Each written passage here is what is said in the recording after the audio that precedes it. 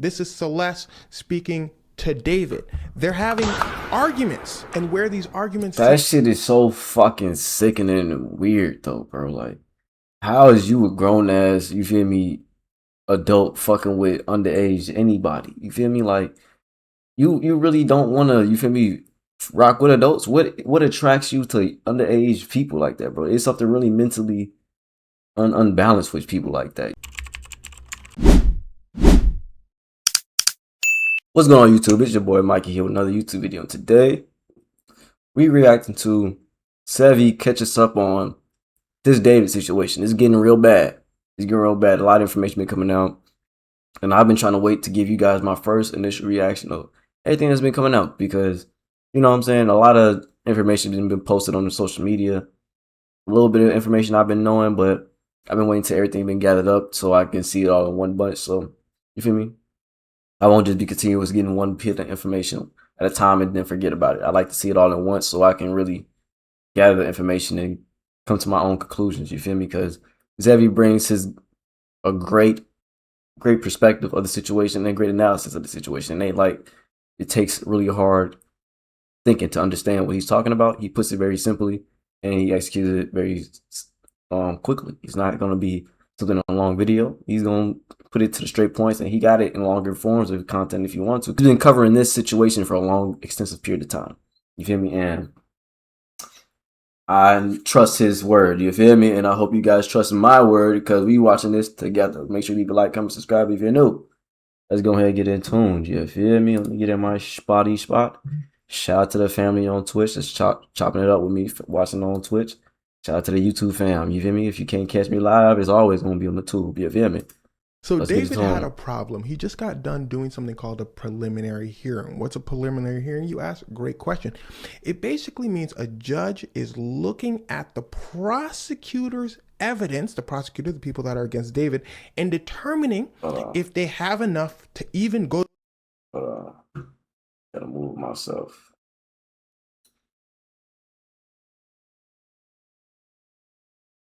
Over there. To a trial in the first place. Well, what did the judge say? Well, I didn't say David had a good day. I said he had a problem. The judge said, take it to trial, baby. And just to be clear, this is not what David and his defense wanted. So just the hopping best around, case scenario was a judge to look at the evidence and be like, no, this is not enough. David, you can go home. Well, that was never going to happen because during a preliminary hearing, the prosecutors don't have to show that much evidence. They just have to show enough. What's enough, you ask? Well, let's get into it. But first, you have to remember David's 3 charges. 1, Celeste Rivas Hernandez. 2, cooked on that being one. with Celeste Rivas Hernandez. Cooked already. Age. Another cook. Look in the comments.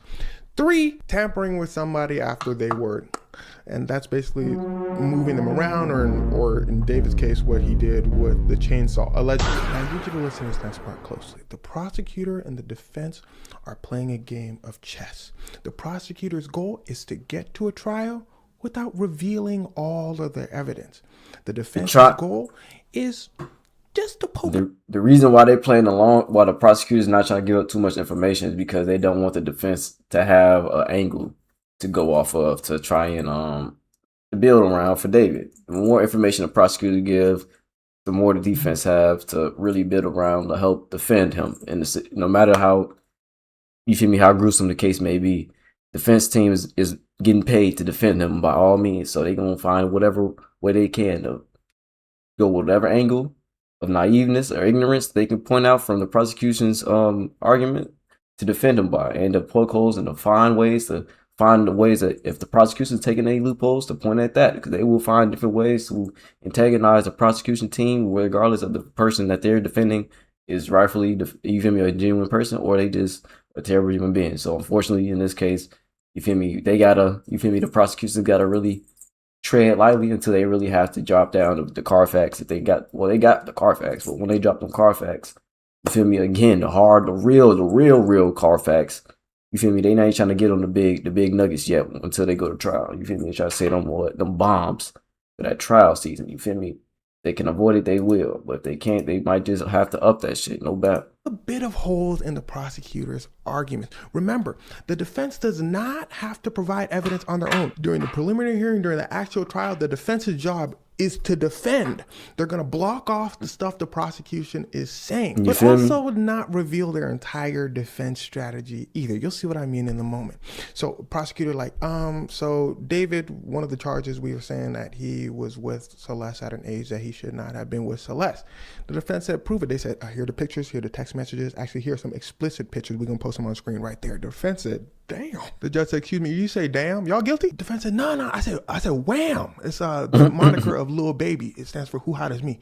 But my rebuttal is nothing. You see, right off that, we go into trial. Is that what wham stand for? Messages of David. I didn't know that's what wham stood for this whole time. I just thought they just called him Wham. I always wondered what the fuck they called Lil Baby fucking Wham. That's not a good, you feel me, nickname. It's a weird ass nickname, to be honest. Still, even with that being the acronym, Lil Baby, I think you could be a little bit more creative, gang. Don't be wise grown ass men calling you Wham. You damn near 30. You damn near pushing 30. If you're not already 30, you damn near pushing 40. Grown ass man calling another grown ass man Wham. Fuck out of here. Texting Celeste saying, yo, we, like, you know what I'm like, we excuse me, you're not winning that. So the defense said, look, we're not going to sit up here and look stupid. We might have something to say when we get to trial, but we're not going to argue for the sake of argument. Next, the prosecutor said, first of all, don't say next like you run something. All right, watch your mouth. Second of all, David, Celeste, and we're going to give you some evidence for that too. Here's David ordering an Uber for Celeste. The defense said, all right, how y'all know that? The prosecutor said, well, here are them texting saying, I'm finna call you an Uber. The defense said, did she ever get in the Uber in the first place? Did y'all talk to the Uber driver? See, these are the types of questions that the defense asks.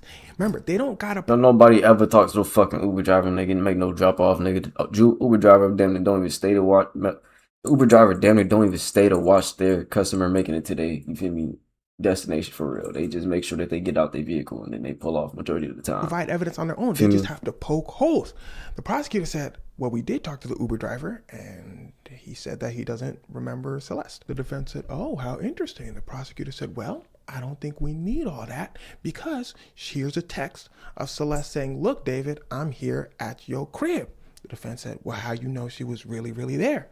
Prosecutor said, we don't need all that. This ain't the trial of defense get to do whatever they want. It's going to be up to a jury. This the preliminary hearings. Now, if you've noticed, I've mentioned David and Celeste's text a few times because it seems that the prosecutors and the defense are, listen closely, using these texts to form some of their arguments. Okay, in the prosecutor's case, they're saying, look, clearly they had a relationship. They keep talking about all the stuff they've done.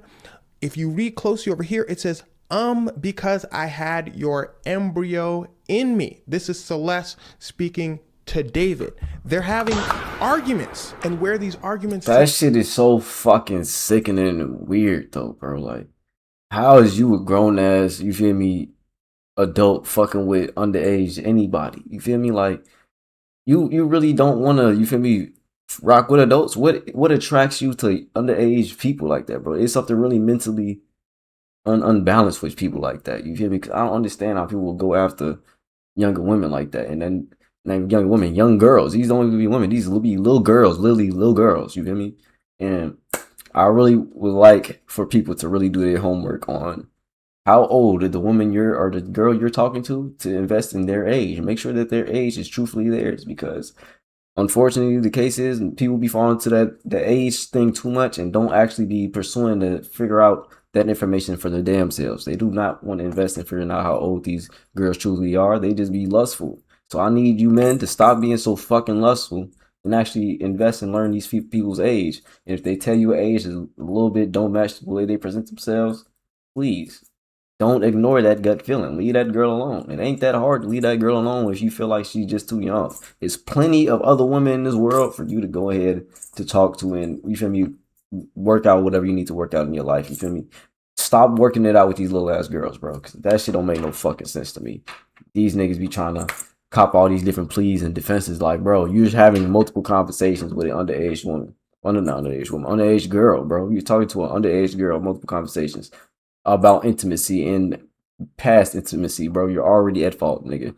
So why are you trying to, man? And to stem from, remember, this is from the prosecutor, and where this these shit is arguments seem to crazy. stem from is Celeste was jealous of David and his relationship with another influencer, another girl, and she's threatening to expose David. David's scrambling. He doesn't want his career to be ruined. He said, look, let me just, Celeste, this is what the prosecutors are alleging. The defense is saying, okay, look, we see your texts, all right, and you know what? We can't deny those texts. But she seemed really irate in these messages. A little unstable, if you ask me. So what if she went over there and I don't know? The prosecutor said, I don't know. What are you trying to say? The defense said, well, that's the beauty of it. We don't have to say anything. The defense said, medical examiner. Medical examiner pulled up. He said, huh? The defense said, you said Celeste was poked with something really sharp in 2 different locations? The medical examiner said, yes. The defense said, can you say that David did it for show, for show? The medical examiner said, well, no, I can't. The defense said, well, then I don't know. It seemed that the defense was trying to sprinkle in maybe Celeste did pull up and she herself. A little sprinkle of that. They're trying to poke holes from all different directions. Here's another example of that.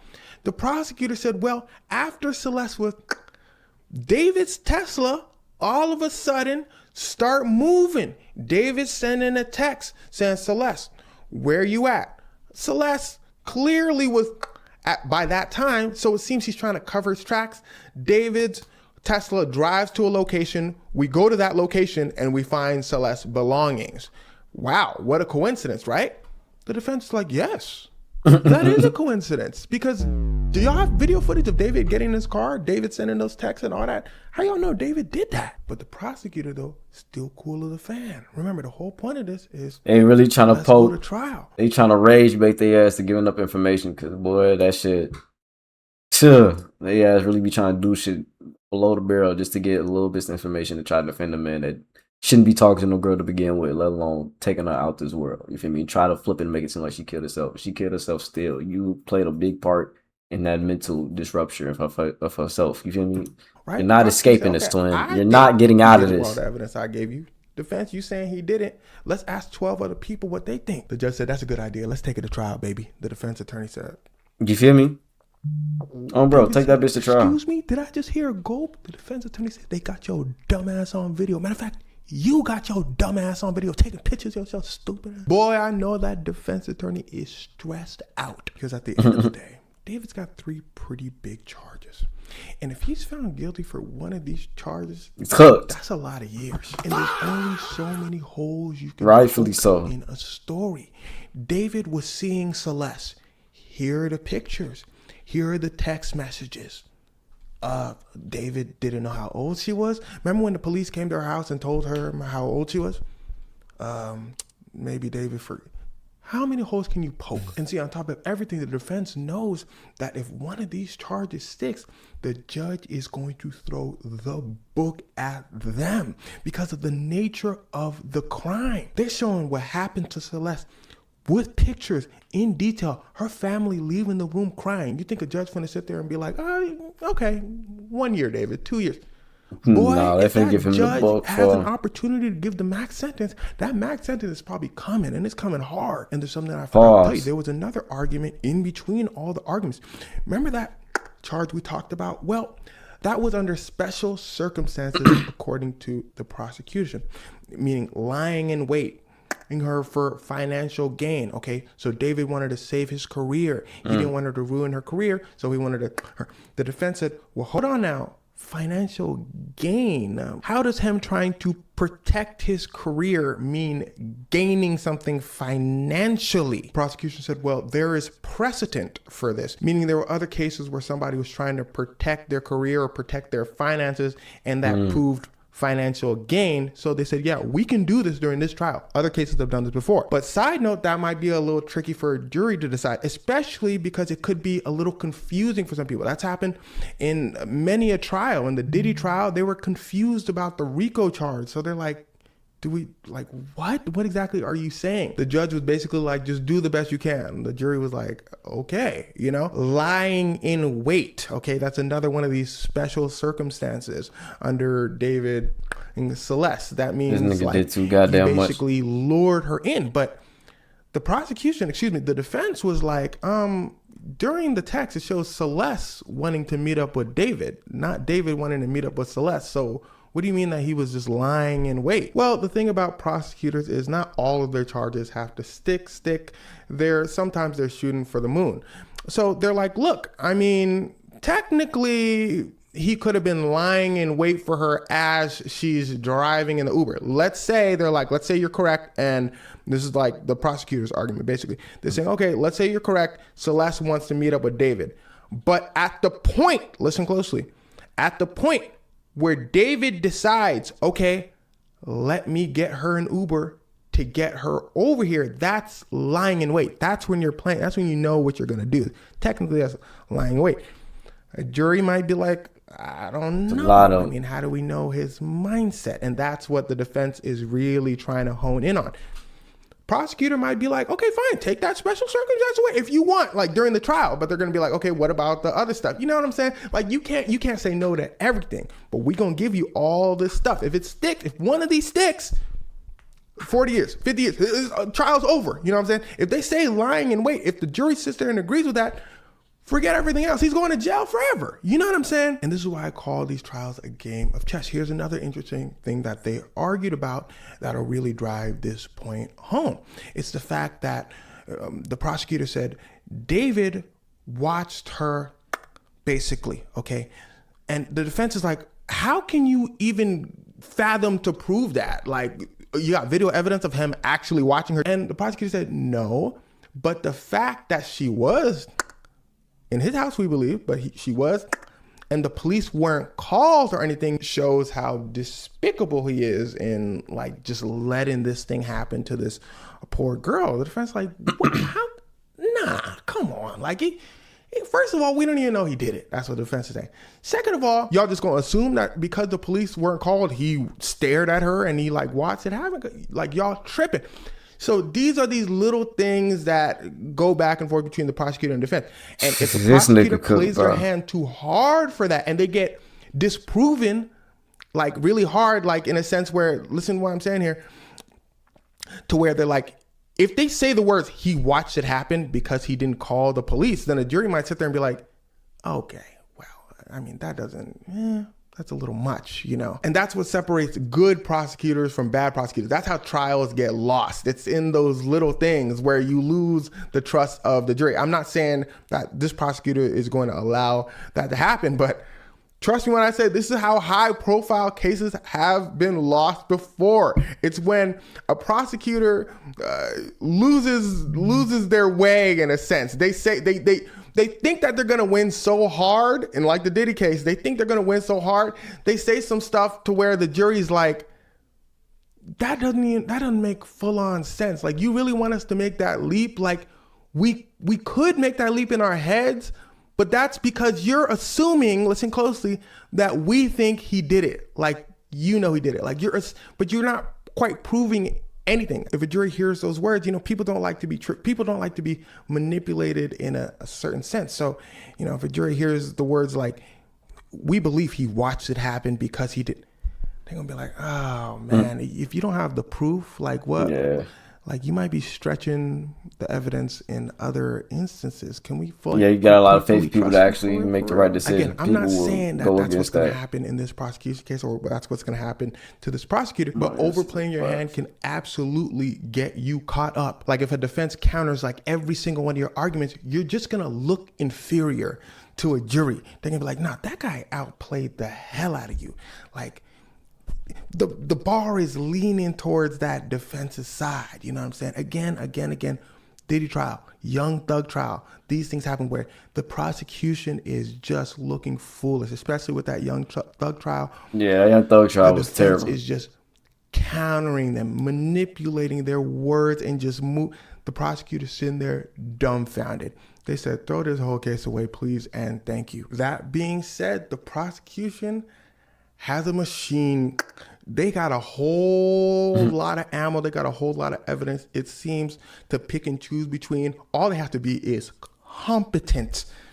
And they'll definitely get David on a few charges. And I'm sure this prosecution is competent. I'm sure they wouldn't choose somebody who's going to slip up heavy and hard. This case means, but like the district attorney said himself, this is only the beginning. They don't really got to say much. We don't got to show everything we got. The real fight's going to happen during the trial. Shout out Chevy for dropping a great informative video about this damn evidence in this David case. Cause man, this nigga did too damn much. It's crazy that because he is a high status person, because he made music, he made so much money, that he fortunate enough to have some type of lawyers that's gonna give him any type of defense argument that they can find. He got the best people at his fault that can, you feel me, that want to support him. He got the best ones that's going to support him. You feel me? And hopefully, you feel me, the prosecutors that's going on in this case, they can, you feel me, execute their arguments and provide the right evidence and correlate it to make it make sense to the jury so that they can make a, you feel me, efficient and effective, good, righteous decision. You feel me? Because, you feel me, I feel that's honestly all the way there. I feel like it's an overabundance of proof that this nigga David played too much of a role in the passing of this young lady Celeste, and let alone just messing with her to begin with. He ruined her life, in my sense. I say he ruined her life. So I hope that, you feel me, this trial comes and goes, and that they can go through a really good, smooth verdict of, you feel me, prosecuting this nigga. Cause I'm getting tired of seeing this nigga and news about him. I would have thought they would have had this trial already, but you feel me, they trying to play the long game on the defense side. They're trying to play the long game so they can get some information to, you feel me, bounce back off of, to try and help them get some comeback attention. But I don't think he got any room to make any comeback, to see any type of redemption from him. He's not redeemable. He's fried. He's cooked. He's air fried and air chopped. You feel me? So shout out to Chevy for making a good video. Make sure you like, comment, subscribe if you're new. Let me know what your thoughts is on this situation, if you have any. Are you just as tired as me of seeing this dude and seeing this situation being brought back up and just being reminded of the gruesome things that people be doing in their spare time? It's crazy. You can make so much money and still do the most ill things in this world when they could just spend that time doing anything else with their free will. You feel me? It's crazy. It's crazy as hell. But I appreciate you choosing your free will to stay tuned. Watch the video with me and just vibe out with the kid. You feel me? I'm a little fried, so forgive me for the stuttering and all that extra shit. But thank you guys for tuning in for another video. It always motivates me to keep going, make better videos, make better content. You feel me? I'm always going to improve. Always going to make sure I'm showing y'all the best quality I can make. You feel me? That being said, I'm out, fam. You just see us, you don't wanna be all alone.